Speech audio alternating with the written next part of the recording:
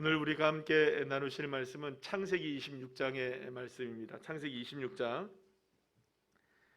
12절부터 22절까지의 말씀, 구약성경 36쪽입니다. 구약성경 36쪽 창세기 26장 12절부터 22절까지의 말씀.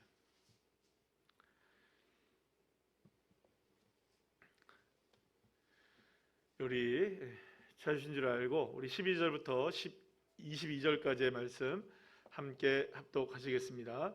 이삭이 그 땅에서 농사하여 그의 100배나 얻었고 여호와께서 복을 주심으로 그 사람이 창대하고 왕성하여 마침내 거부가 되어 양과 소가 떼를 이루고 종이 심이 많음으로 블레셋 사람이 그를 시기하여 그 아버지 아브라함 때에 그 아버지의 종들이 판 모든 우물을 막고 흙으로 메웠더라.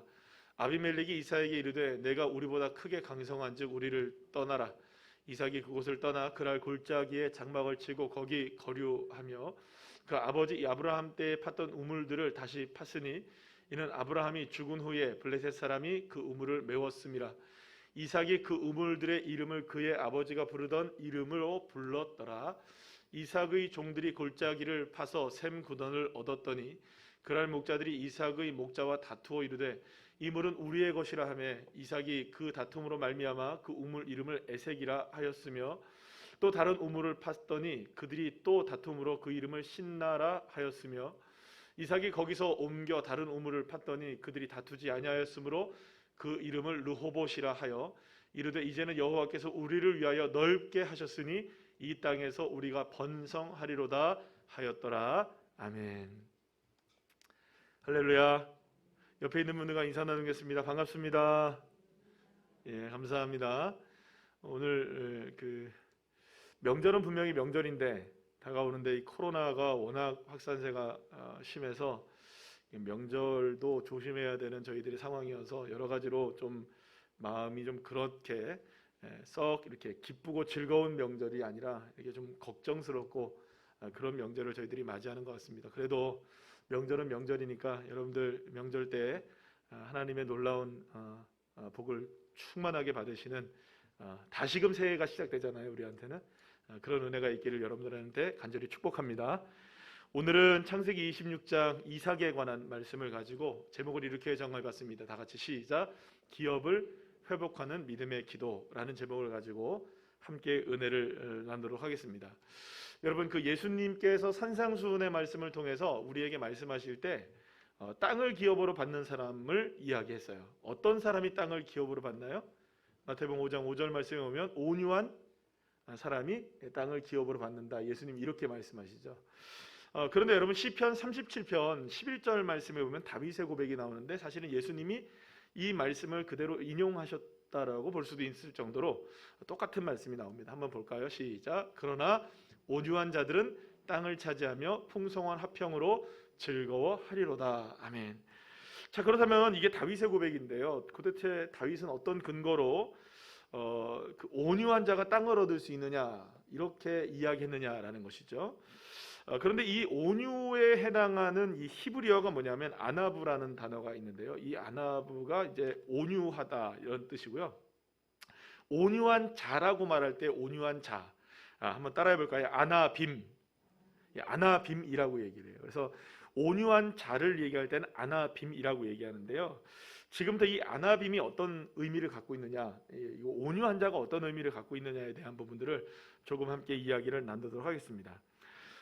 이스라엘 백성들에게 땅은요 굉장히 독특한 개념입니다. 그러니까 지금 우리가 생각하는 그런 개별적인 개인적인 그런 개념이 아니라 하나님이 여러분들 이제 우리가 지금 여호수아서를 우리가 큐티 하고 있잖아요. 그러면 그 큐티 하고 우리가 함께 원포인트를 하고 있는데 그 이제 여호수아서를 통해서 이제 가나안이 다 정복된 다음에 땅을 이렇게 분배하잖아요. 땅을 분배할 때 어떻게 분배하나요, 여러분? 각 개인에게 분배합니까? 지파별로 분배를 합니까? 그러니까 지파별로 분배를 해요. 그러니까 독특한 방법이에요. 그러니까 우리로 얘기하면 굳이 우리로 얘기하면 문중 땅으로 준다는 거예요. 그러니까 문중 안에 들어와 있는 사람은 소유권이 다 있는 거죠. 그러니까 문중 땅은 팔기가 쉽습니까? 어렵습니까? 어렵잖아요. 왜요? 하도 소유한 사람들이 많으니까. 함부로 팔 수가 없는 땅들. 우리나라로 치면 뭐 그런 식으로 이제 좀 공동명의 뭐 이렇게 되는 거죠. 그러니까 어떻게 보면 이 땅을 한짝 툭 띄워주는데 하나님이 그냥 개개인에게 땅을 이렇게 조금씩 나눠주는 게 아니라 그냥 지파별로 이 땅은 누구네 지파, 이 땅은 누구네 지파, 뭐 이렇게 그냥 지파별로 하나님이 그냥 땅을 이렇게 분배를 했던 거예요. 자, 그러면 여러분 한번 생각해 보시죠. 왜 하나님이 개인적으로 땅을 안 주시고 이 지파별로 땅을 분배를 하게 하셨느냐? 거기에는 그러니까 하나님의 섭리와 계획이 있어요. 뭐냐 하면 이 땅은 개인이 소유하는 것이 아니다.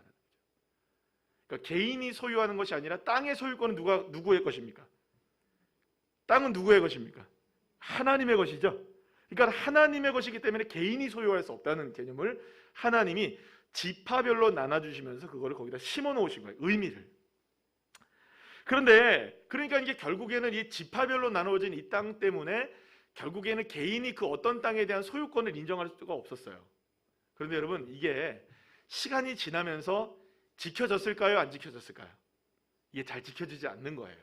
왜냐하면 어차피 살다 보면 그 땅이 누구의 땅이 되는 겁니까? 사는 사람의 땅이 되잖아요. 그죠?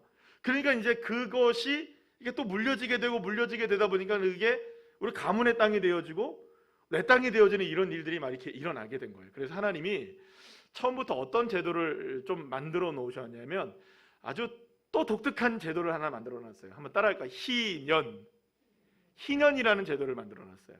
희년이 어떤 제도냐면 여러분 안식년이라는 거 아시죠? 안식년은 일곱째 날, 일곱째 해가 돌아오면 그 해가 안식년이에요. 그래서 땅의 모든 경작을 쉬어요. 그래서 휴지기를 줘요. 그리고 난 다음에 그 다음 해에 다시 이제 하는 거예요. 그래서 이제 안식년이 7번이 와요. 그러면 77에 몇 년입니까? 49년이잖아요. 그러면 안식년이 7번 지난 해에 그 다음 해를 어떤 해라고 얘기하냐면 50년째 되는 해를 희년이라고 얘기를 해요. 그럼 이때는 어떻게 되느냐? 그러니까 안식년이 7번째 돌아오는 이 희년에는 어떤 일이 되느냐? 모든 사람들이 처음 제자리로 다시 다 돌아가야 돼요. 그러니까 내가 여기에 땅이 있다 할지라도 이 땅 여기서 한 게 아니라 다 자기 지파별로 다 돌아가야 돼요. 원래 있는 자리로 다 돌아가야 돼요. 그러니까 이 말은 무슨 말입니까? 이 땅에 살지만 이 땅의 소유권이 나에게 없고 누구에게 있다? 하나님께 있다는 사실을 하나님이 제도적으로 만들어 놓으신 거예요. 자, 그러면 여러분 이 희년의 제도는 놀라운 거죠. 그죠? 그러니까 부자도 가난한 자도 처음부터 다시 시작할 수 있는 거예요. 그러니까 부자라고 해도 여러분들 그러니까 희년이 다가오면 자기가 그거를 부자라고 해서 많이 가지고 있다가 떵떵거리며 살 이유가 있나요? 없나요? 없는 거예요. 희년이 돌아오면. 또 가난한 자다라고 해서 여러분들 맨날 이게 얽매여서 억눌려 살아갈 이유가 있나요? 없나요? 언젠가는 회복이 되는데. 그잖아요. 소망을 갖게 되잖아요.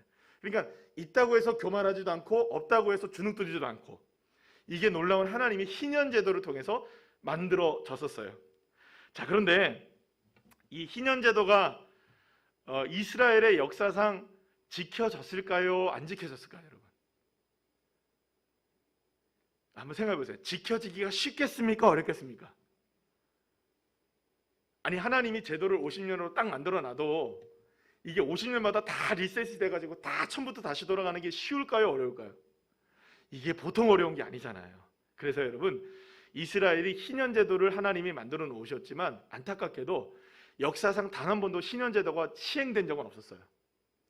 그러면 여러분, 이 희년 제도라는 것을 이스라엘 백성들이 진짜 땅 안에서는, 가나안 땅 안에서는 이스라엘 백성들이 진짜로 실행은 되진 않았지만 이 희년 제도가 어떤 사상으로 발전이 되냐면, 이게 어떤 사상으로 발전이 되가냐면 메시아 사상으로 발전되어 나갑니다. 결국에는 우리의 인생을 리셋하실 수 있는 분은 누구시냐? 우리의 삶을 완전히 새롭게 하실 분은 누구밖에 없다. 이 땅에서 땅 가지고 되는 일이 아니라 메시아 그분이 오셔야, 그분이 오셔야만 우리가 온전하게 새로워질 수 있다는 이 희년 사상이 메시아 사상과 딱 일치가 되어지게 돼요. 그게 어디에 말씀에 나오냐면 이사야서 61장 말씀에 나오는데요. 이사야서 61장 1절에 3절까지의 말씀인데 우리 한번 다 같이 한번 읽어볼까요? 시작. 주 여호와의 영이 내게 내리셨으니 이는 여호와께서 내게 기름을 부으사 가난한 자들에게 아름다운 소식을 전하게 하려 하심이라. 나를 보내사 마음이 상한 자를 고치며 포로된 자에게 자유를, 갇힌 자에게 노임을 선포하며 여호와의 은혜의 해와 우리 하나님의 보복의 날을 선포하며. 여기서 은혜의 해, 보복의 날이 다 무슨 날일까요? 희년을 얘기하고 그 앞에서 보면 아름다운 소식을 전하게 한다 그랬죠. 이게 다 무엇을 이야기할까요? 희년을 이야기하는 거예요. 계속 읽어볼까요? 모든 슬픈 자들을 위로하되 무릇 시온에서 슬퍼하는 자에게 화관을 주어 그 죄를 대신하며 기쁨으로 기름으로 그 슬픔을 대신하며 찬송의 옷으로 그 근심을 대신하시고 그들의 의의 나무 곧 여호와께서 심으신 그 영광을 나타낼 자라 일컬음을 받게 하려 하심이라. 아멘. 여기서 말하는 이 은혜의 해, 그 다음에 보복의 날 선포되고 그리고 또 아름다운 소식을 전하게 되는 이 모든 것들이 다 무엇을 이야기하는 거냐면 희년이 선포되는 날을 이야기하는 거예요. 그래서 이 희년이 선포되는 것은 누구를 통하여서만 이루어질 수 있다? 오직 메시아가 이 땅에 오셔야만 가능하다. 그렇게 되면 이 희년의 그 희년이 메시아 신앙으로서 이스라엘 백성들에게 가득히 마음속에 자리를 잡게 되면서 그들은 이렇게 생각했던 거죠. 우리가 비록 지금 이렇게 얽매여 살지만, 우리가 지금 이렇게 주눅들어 살지만, 우리가 지금 이렇게 가난하게 살지만, 우리가 힘없이 내가 살아가고 있지만, 수많은 문제들이 내 삶에 얽매여 있고 나를 정말로 슬픔으로 나를 어렵게 만드는 수많은 일들이 우리에게 있지만, 그날이 되면, 주님이 오시면 내 인생 완전히 역전되리라. 이것이 주님께서 희년의 메시아 사상으로 우리에게 말씀해 주시는 은혜였던 것이죠. 그러면 여러분 어떻게 됩니까? 주님이 그날은 개입하시는 거예요. 개입을 하셔서 빼앗겼던 기업을 다 다시 찾게 되고 잃어버렸던 기쁨을 회복하게 하시고 재뒤집었었던 그 인생을 다시금 아름다운 옷을 입게 하시는, 할렐루야, 이 날이 희년의 날로 다가오게 될 것이다. 그러니까 이런 겁니다. 이 희년의 사상을 믿고 살아가는 사람들은 이렇게 살아가는 거죠. 비록 오늘의 삶이 현실은 그렇지 않다 할지라도 반드시 때가 되면 하나님은 나의 인생을 되찾아 주시고 나를 회복시켜 주시고 나를 온전하게 다시 모든 것들의 은혜를 베풀어 주실 것이라는 이 믿음을 가지고 오늘을 살아가는 사람, 그 사람이 무엇을 받을 사람입니까? 하나님이 주시는 땅을 받을 사람. 그런데 그 사람을 어떤 사람이라고 오신 메시아가 말씀하십니까? 온유한 자라고 얘기하는 거죠. 온유한 자. 온유한 자가 희년의 놀라운 회복을 얻을 수 있다. 온유한 자만이 하나님이 주시는 기업을 땅으로 누릴 수 있는 자가 되어진다. 온유한 자만이 하나님의 회복을 경험할 수 있게 된다. 이것이 이제 희년 사상에 있어서 그것을 가능하게 하는 그 온유한 자가 누구냐? 바로 정말로 누구냐? 바로 온유한 자가 누리게 될 축복이라고 말씀하고 있는 것이죠. 자, 그런데 이것이 바로 이제 뭐냐면, 이게 온유한 자가 뭐냐면, 아까 전에 처음에 제가 말씀드렸잖아요. 아나빔, 따라합시다. 아나빔. 이 아나빔의 영성을 가지고 있는 사람을 이야기하는 거죠. 자, 그런데 오늘 본문에서 보게 되면 바로 그 사람이 누구냐? 이삭이라는 사람으로 나오게 되는 걸 보게 돼요. 여러분, 사실 이삭은 우리가 좀 뭐랄까 이렇게 표현하면 어떻게 되는지 모르겠지만 성경에서 좀 저평가되어 있는 사람 중에 한 명이에요. 여러분들 이삭에 대해서 내용을 잘 아시는 게 뭐밖에 없나요? 오늘 사실 이 정도 이야기, 그 다음에 아내를 얻는 이야기, 그죠? 그 정도밖에 별로 없죠, 그죠? 사실 그렇잖아요. 사실 이 이삭에 대해서 우리가 조금 소홀히 대하는 듯한 것이 있는데 사실 그렇지 않습니다. 이삭은 굉장히 영성이 뛰어난 사람입니다. 여러분, 이삭은 별로 그렇게 큰 문제를 일으키지 않았죠. 성경을 보시면 이삭은 그렇게 큰 문제를 일으키지 않았습니다. 심지어는요, 자기 아버지한테 결박당해서 이 제물로 바쳐졌던 모리아 산에서조차도 아버지를 협조합니다. 그죠? 자기가 죽는데, 자기가 제물로 바쳐지는데 그걸 그냥 따라가면서 협조해요. 믿은 거죠. 자기도 내 인생의 목숨과 주권은 다 누구에게 있다. 그러니까 아버지 아브라함이 가지고 있었던 믿음 못지않은 믿음을 누가 갖고 있었던 겁니까? 어린 시절부터. 사실은 이삭이 갖고 있었던 거예요. 그래서 여러분, 이삭이 오늘 본문에서 나오는 이 모습을 보게 되면 온유한 자의 아주 전형적인 모습이 나오게 되는 것을 보게 돼요. 특히 이제 오늘 본문 26장에 보게 되면요, 이 그 아나빔의 사람, 온유한 사람이 될 수 있는 방법이 뭐냐? 바로 이 이삭 같은 인생이 되는 것이 어떻게 보면 이 온유한 자의 영성을 가지는 사람이 아닌가라는 생각을 해보게 됩니다. 자, 오늘 우리가 함께 읽진 않았지만 창세기 26장 1절은 이렇게 시작됩니다. 우리 다 같이 한번 읽어볼까요? 시작. 아브라함 때에 첫 흉년이 들었더니 그 땅에 또 흉년이 들매 이삭이 그랄로 가서 블레셋 왕 아비멜렉에게 이르렀더니, 이렇게 얘기해요.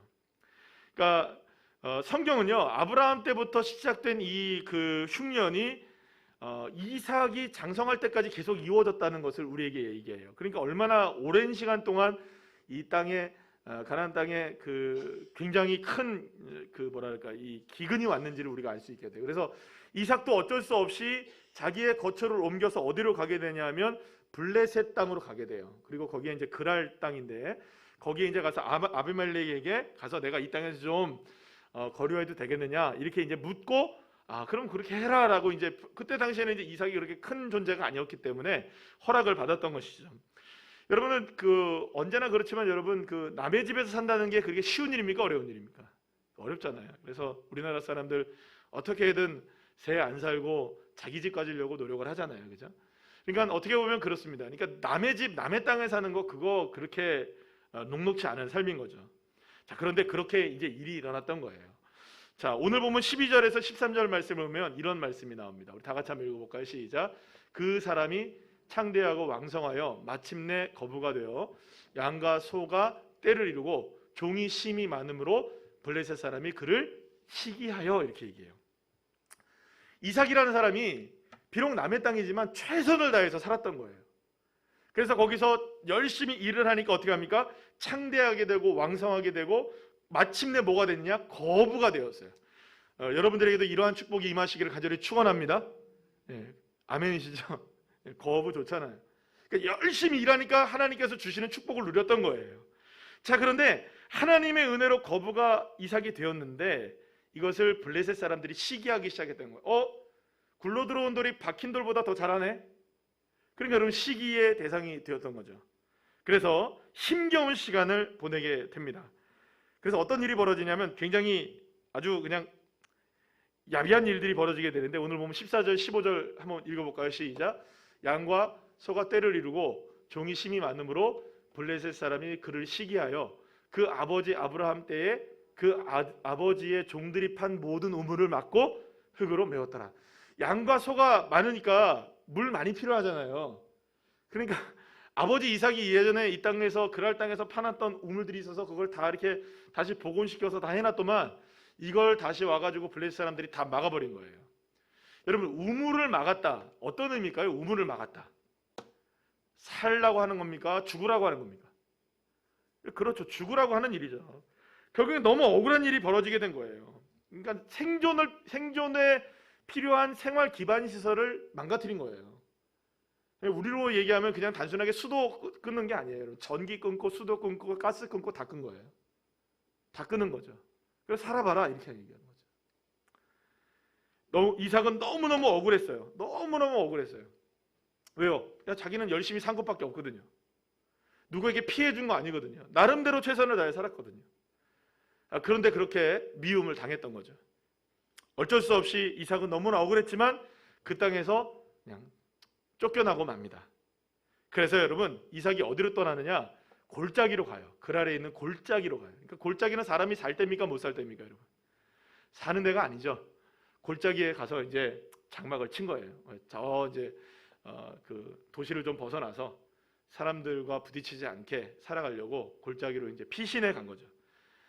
그런데 그곳에서 뭘 발견하느냐? 예전에 아버지가 파놨던 우물들을 발견한 거예요. 근데 옛날에 이거를 갖다가 전부 다 블레셋 사람들이 다 막아놓은 건데 이걸 다시 복원해가지고 거기서 물을 다시 이제 기르면서 이제 목축을 하기 시작했던 겁니다. 그래서 이제 거기서도 이제 그랄 땅에서도 쫓겨났는데, 그쪽에서 쫓겨나서 그랄 골짜기로 왔는데도 이 이삭은 너무나 번창하고 잘 되는 거예요. 그리고 거기서 이제 뭐라고 나오냐면 성경에 보면 샘 근원을 얻게 되었다라고 얘기합니다. 샘 근원. 그러니까 놀라운 거죠, 그죠? 쫓겨났는데 오히려 그곳에서 뭘 얻었어요? 샘물의 근원을 얻은 거예요. 그러니까 우물들 10개 판 거보다 그 하나 샘물 근원을 얻은 게 엄청난 거죠. 그런 축복을 누리게 된 거였어요. 쫓겨났지만. 자, 그런데 또 어려움을 겪습니다. 그날 목자들이 이삭을 찾아와서 이삭이 보고 시킨 우물들이 자기 것이라고 막 우겨 싸우면서 막 이렇게 또 괴롭히기 시작했던 거예요. 이삭은 시비에 말려들지 않고 그냥 그 우물 주고 또 떠납니다. 생각해보면 왜 이삭이라고 싸우지 않고 싶었겠습니까? 왜 끝까지 자기 것이라고 우기면서 그것을 지키려고 하지 않았을까요? 자신들에게는 종들도 많았고 또 돈도 있었고 또 힘도 있었기 때문에 만약에 싸운다 할지라도 버틸 수도 있었을 것이고 아니면 이길 수도 있었을지도 몰라요. 하지만 이삭은 그 모든 것을 그저 다 하나님께 손에 맡기고 그냥 그 자리를 또 다른 곳으로 가요. 그래서 두 군데를 더 갔다가 거기서 또 계속해서 괴롭히기에 또 다른 곳으로 가게 된 거예요. 샘물 근원까지도 다 주고, 그리고 또 다른 곳으로 갔더니 어디냐? 르호봇으로 가게 된 거예요. 르호봇으로 갔는데 거기서 이제는 더 이상 이 그랄 사람들과 블레셋 사람들과 다툼이 일어나지 않게 되었던 거예요. 자, 오늘 보면 22절 말씀 우리 다 같이 한번 읽어볼까요? 시작. 이삭이 거기서 옮겨 다른 우물을 팠더니 그들이 다투지 아니하였으므로 그 이름을 르호봇이라 하여 이르되 이제는 여호와께서 우리를 위하여 넓게 하셨으니 이 땅에서 우리가 번성하리로다 하였더라. 아멘. 사랑하는 여러분, 이삭은 여기저기 쫓겨다니는 인생이었습니다. 심지어 자기 땅도 없었습니다. 남의 땅 기웃기웃 했어야 됐고요. 자기가 열심히 해서 우물을 판 거 그거 다 다른 사람들한테 다 넘겨주고 또 뺏기면 또 넘겨주고 또 뺏기면 또 파다가 또 넘겨주고 이런 인생 계속 살아왔어요. 어떻게 보면 굉장히 노력했지만 그 노력들이 매일매일마다 실패하는 거예요. 사람들이 쫓아와서 저기를 너무 괴롭히니까. 근데 그럴 때마다 그 땅에 더 이상 미련 두지 않고 주고 떠나고 주고 떠나는 거예요.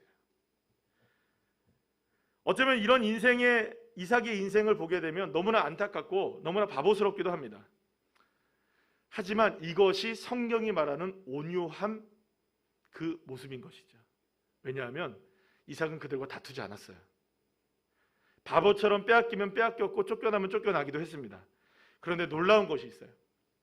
그렇게 바보 같은 인생을 산 것처럼 보이고 빼앗기는 인생처럼 보이고 그렇게 실패하는 인생처럼 보였지만 이삭의 마음에는 한 가지가 분명했던 거예요. 내가 이 땅을 주장할 수 없다는 거죠. 주님이 주셔야 내 것이 된다.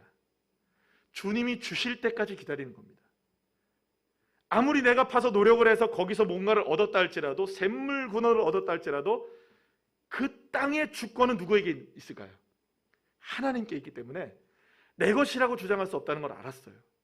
그래서 비록 블레셋 사람들이고 그랄 사람들이지만 그렇게 나를 와서 괴롭히고 떠나라 할 때는 미련 없이 그 땅은 내 것이 아니기 때문에 떠날 수 있었던 거예요. 근데 놀라운 사실 있죠? 갈 때마다 어떻게 됐습니까? 더 번창해 갔습니까? 갈 때마다 더 쪼그라드는 인생이었습니까? 놀랍게도 갈 때마다 더 번창하는 인생이 됐어요. 내 소유권을 주장하지 않고 나의 것이라고 이야기하지 않았는데도 불구하고 하나님은 더 번창하게 하셨고 이후에는 어떻게 하셨느냐? 하나님께서 우리를 위해서 넓게 하셨다. 이 땅을 주셨다. 르호봇이라는 땅을 주신 거예요.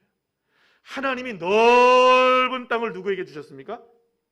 이삭에게 허락해 주셨던 거죠. 그뿐만 아닙니다. 이후에 이 이삭은요 브엘세바라는 곳으로 올라가게 돼요. 그곳에서 하나님 앞에 제단을 쌓아요. 그리고 거기에다 장막을 치고 또다시 우물을 파는데 그때 그랄 왕이었던 이 아비멜렉이 이 이삭을 찾아옵니다. 그러면서 정중하게 인사를 해요. 자, 오늘 본문은 아니지만 28절 29절 말씀 우리 한번 읽어볼까요? 시작. 그들이 이르되 여호와께서 너와 함께 계심을 우리가 분명히 보았으므로 우리의 사이 곧 우리와 너 사이에 맹세하여 너와 계약을 맺으리라 말하였노라. 너는 우리를 해하지 말라. 이는 우리가 너를 범하지 아니하고 선한 일만 내게 행하여 내가 가게 하였음이니라. 이제 너는 여호와께 복을 받은 자니라. 아멘. 사랑하는 여러분, 이삭의 인생에 무엇이 일어났습니까? 역전이 일어난 줄로 믿으시길 바랍니다.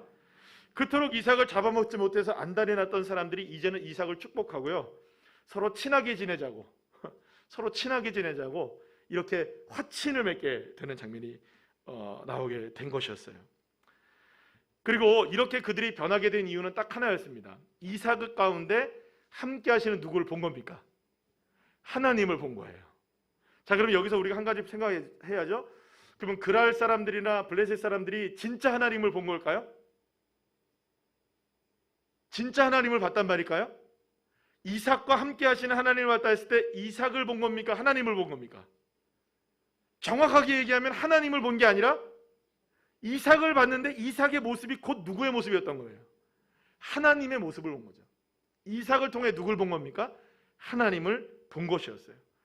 왜냐하면 이삭의 삶 가운데는 오직 누구를 향한 믿음으로 충만했기 때문에, 하나님을 향한 믿음으로 충만했기 때문에, 그 온유한 그 마음으로 충만했었기 때문에 이삭의 모습을 볼 때마다 그럴 사람들은 모두가 다 누구를 본 것이었습니까? 빼앗길 때에도 사람들과 다투지 아니했어요.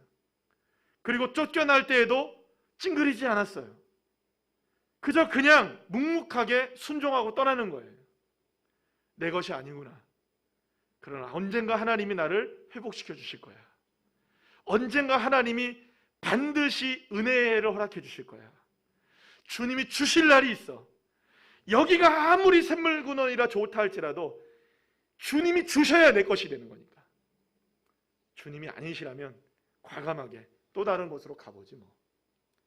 이런 믿음을 가졌을 때 그럴 사람들이 봤을 때는 그 모습이 누구의 모습이었던 걸까요? 하나님의 모습이었던 것이죠. 사랑하는 여러분, 이것이 바로 온유한 자의 영성인 것입니다. 억울하고 힘겹고 때로는 부당한 처사를 당해도 끝까지 하나님을 신뢰하고 묵묵하게 기도의 자리로 나가서 주님 바라보며, 주님, 내가 의지할 분 주님밖에 없습니다. 내 인생을 역전시키실 분도 주님밖에 없으십니다. 내 인생을 회복시키실 분도 주님밖에 없으십니다. 내 인생에 기업을 주실 분도 주님밖에 없으십니다. 이 믿음을 가지고 내가 얻으려고 애써서 내가 얻는 기업이 아니라 주님이 주시는 기업이 될 수 있도록 간절하게 기도하고 간절하게 그렇게 주님을 소망했을 때 이삭은 놀라운 축복을 받게 되었던 것이죠. 사랑하는 여러분, 이것이 바로 성경에서 말하는 희년의 역사입니다. 하나님만이 나를 회복시키실 수 있다는 것, 하나님만이 나를 다시금 세우실 수 있다는 이 믿음, 주님만이 저와 여러분을 세워주시는 줄로 믿으시기 바랍니다. 주님만이 회복시켜 주십니다. 이런 믿음을 가질 때 이삭에게 일어났던 희년의 역사가 일어났던 거죠. 이 브엘세바의 역사는 마치 희년의 역사와 똑같은 것이었어요. 그래서 이삭의 삶에 기업이 생기게 되고 땅이 생기게 되고 하나님의 축복을 누리게 되고, 할렐루야. 그런 의미에서 여러분, 이삭은 어쩌면 이삭이 오늘 이삭의 삶을 이렇게 보게 되면요, 이삭이 어떻게 주여 3번 외치고 손들어 기도했다 이런 얘기 안 나오거든요. 그런데 이게 바로 이삭의 기도의 모습이 아니었겠습니까? 우물 파면서 어떤 생각을 가졌을까요? 하나님, 이 우물을 판다 할지라도 이것은 내 것이 아닙니다. 주님이 주셔야 합니다. 주님의 것 되게 해주세요. 혹시나 이 자리에서 내가 이 우물을 또 뺏긴다 할지라도 내가 주님 앞에 원망하지 아니하고 오히려 감사하게 해주시고, 언젠가는 하나님께서 르호봇의 역사를 주시고 언젠가는 브엘세바의 역사를 주시고 나에게 이런 역사를 허락해 주실 것을 믿기에 내가 오늘도 묵묵하게 기도하며 주님만 바라봅니다. 이렇게 기도 안 했겠습니까? 여러분?